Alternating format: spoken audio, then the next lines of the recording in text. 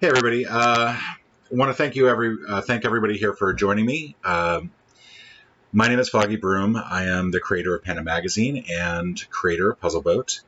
And around the time that Puzzle Boat 6 I was telling people about it, people would occasionally email me and ask me if I would do a demonstration or talk about metapuzzle writing in general and sort of give people a sneak behind the curtain. I'd done something very similar to this in 2017 for my mystery hunt group. When that hunt wrapped up early, we had a lot of extra time. And after we did the cleanup, we were waiting for wrap up. And I just sort of casually asked if anybody would like to watch me write a metapuzzle. And everyone was pretty interested. I went through the process, came up with a theme, came up with a punchline, and so on. And I've been kind of hoping to do that again at some point. We're going to save this audio and put it up on YouTube, potentially with some editing, especially depending on how much I might hem and haw. I will try to remain active in chat and keep an eye on what people are saying. If my audio sounds awful or if anything sounds echoey, please just let me know. There's about a 3-second lag between the time that I say something and I see it in chat, or you say something in chat, or I see something in chat and I say something on the Twitch stream.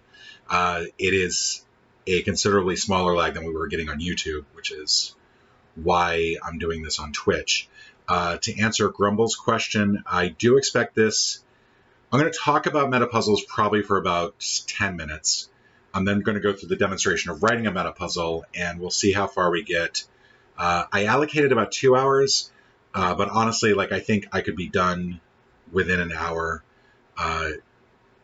But about 10 minutes first about metapuzzles in general and theory, and then we'll go into the actual demonstration. Because I have a pretty wide audience of people who said they were interested in this, and I know that some people are very familiar with metapuzzles. Some people are not. I'm going to do just a quick explanation of what a metapuzzle is, as well as some of the things that you want to consider when writing a metapuzzle.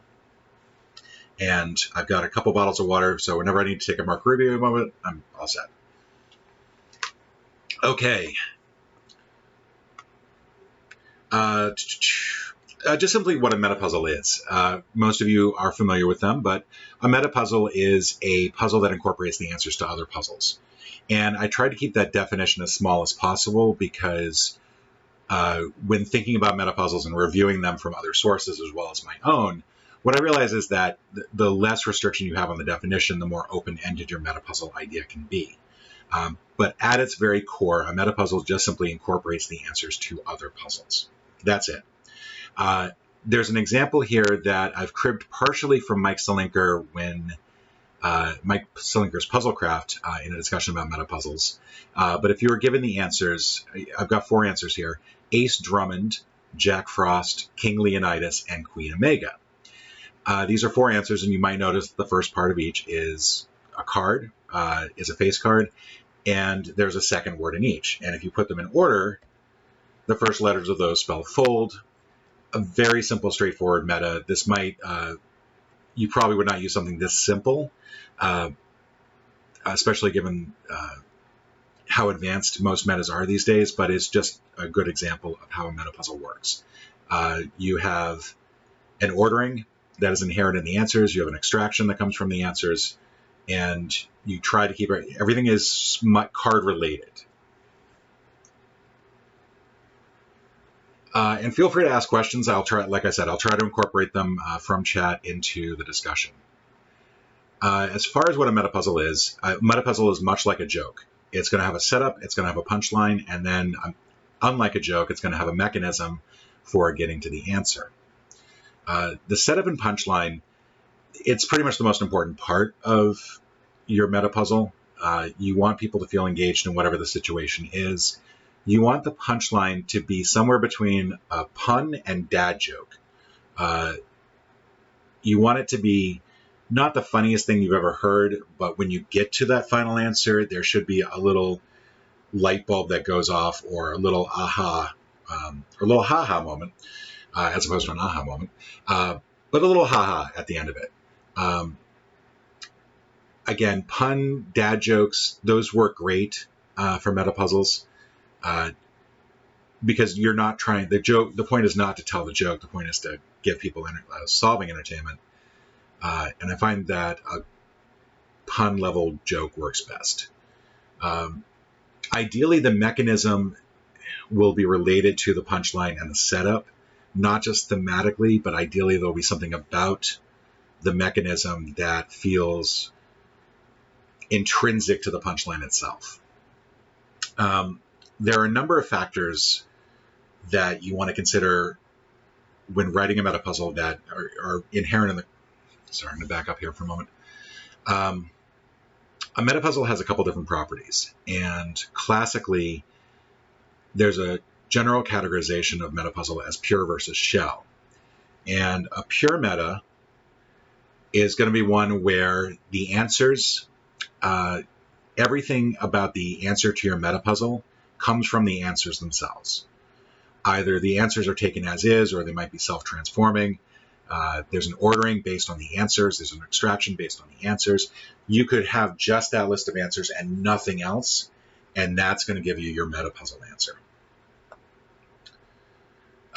A shell meta is a reference to there being some sort of external puzzle that you feed the answers into, and there might not be anything related to the answers or the extraction that comes from anything ordering or extraction that comes from the answers themselves. That final puzzle is just a shell that to put the answers into. Another way to think about it is as an engine meta, and there are a number of metas that are written like this, where it might be a computer program, it might be some sort of Rube Goldberg device, something along those lines, where the answers themselves don't really mean anything, but when you put them in, you get something out of this engine. I think it was 2000, it was the Hunt for Horror. There was a Ouija board that if you put answers into it, you got other things out of it. And that's kind of what I mean by an engine meta. Typically for Panda and for Puzzle Boat, I don't really do engine metas just simply because I don't think that's really in my wheelhouse. I tend to focus on either pure metas or partially pure metas. And we'll discuss a little bit about that as we're going through. What's going to follow are some examples, and there's going to be some spoilers ahead. So let me just pull up. All right, we're gonna potentially spoil these or certain metas out of these hunts for the next part of the demonstration. All right. One thing I talk about on screen here is that a pure meta is much tougher to write. It is much harder to come up with something intelligible out of a group of answers that hasn't already been done before.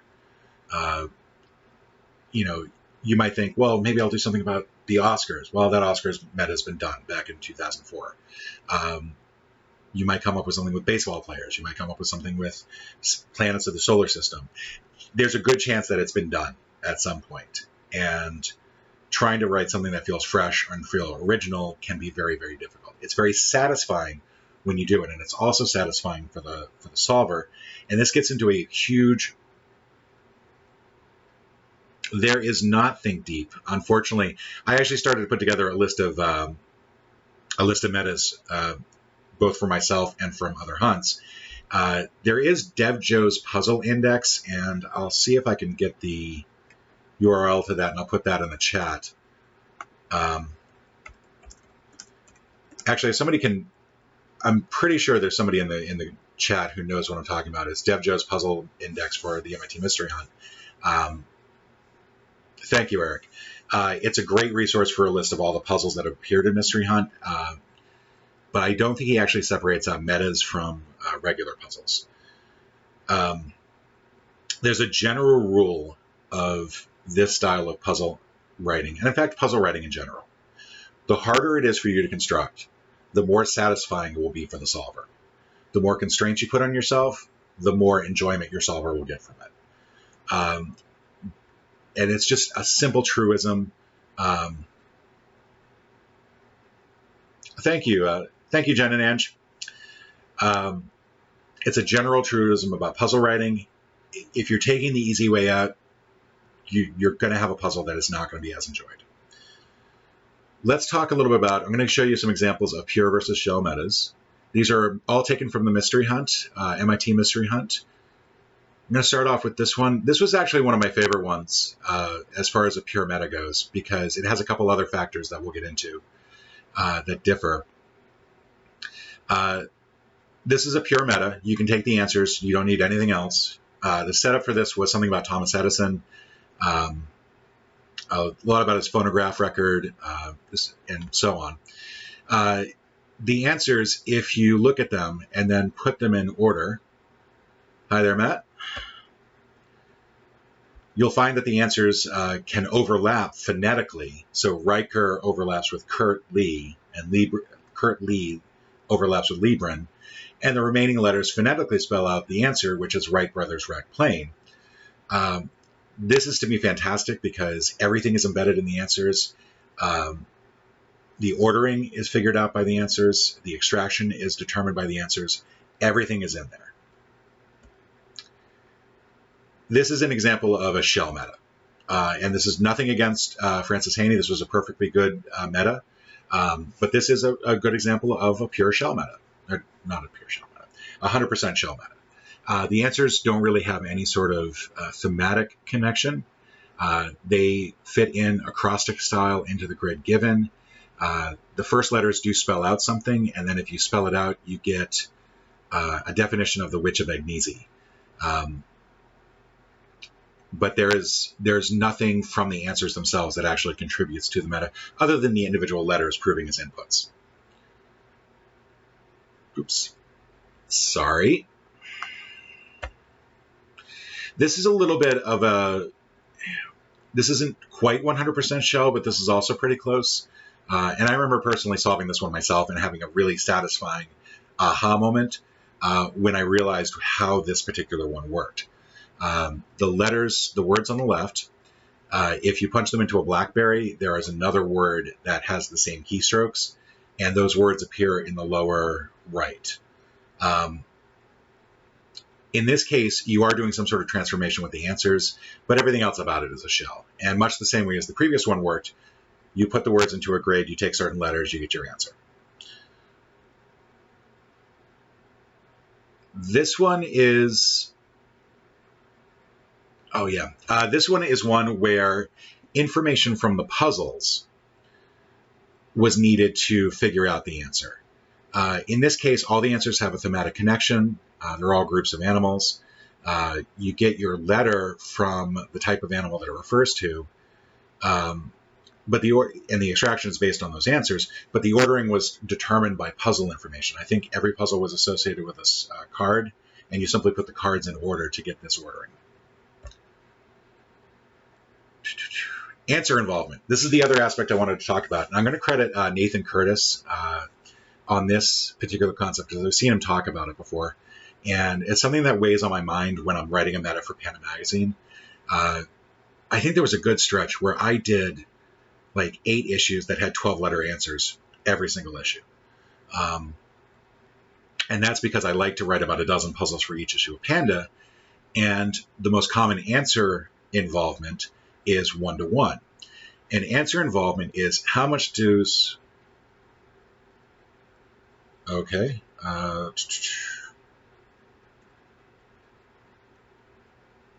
Okay, good. Answer involvement is how much does each answer contribute to the meta. All right, I'm seeing a couple people saying that they're having some connection issues. I'm wondering how much of that has to do with my own Wi-Fi connection. I do apologize if it's my my stream that's coming out. Hi, Allison. So answer involvement is how much does each answer contribute to the meta, and typically what you're going to find is that most metas will incorporate 1 letter per answer. Okay, thank you. And the reason for that is just simply the connection interruptions are not a puzzle. There is no puzzle embedded in this entire thing. I had enough. It took me enough time to just come up with the thing to begin with. There are some cases where you might actually be able to get multiple letters out of an answer. Sometimes you'll have multiple answers contribute one letter, and other times answers might or might not contribute to a meta, but some are necessary to the answer. The last case here, the variable one, is more if you're taking the answers that put into a grid, and somehow that grid gives you the answer.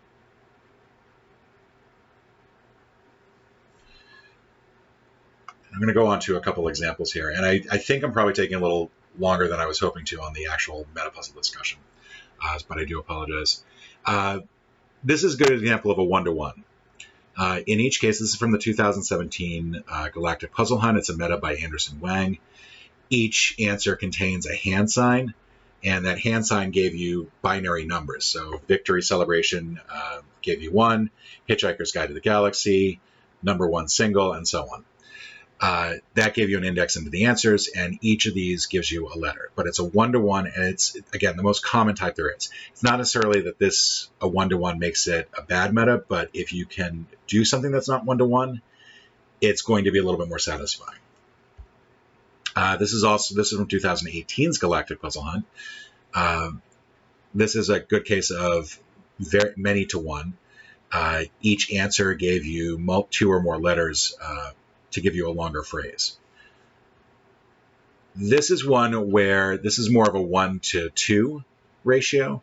Each answer gives you a quality of the final answer.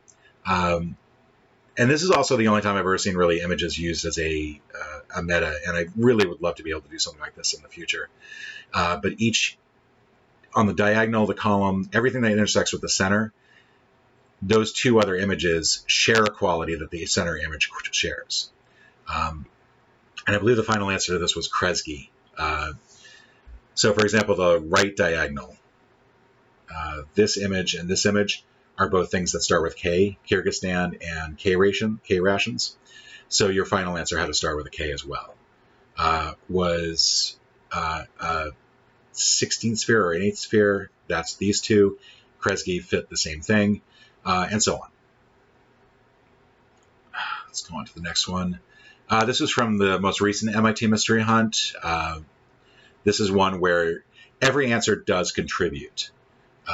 Some contribute 1, some contribute 2, some contribute 3. This is based on the fact that you had to take these answers and put it from a circle grid into a square grid.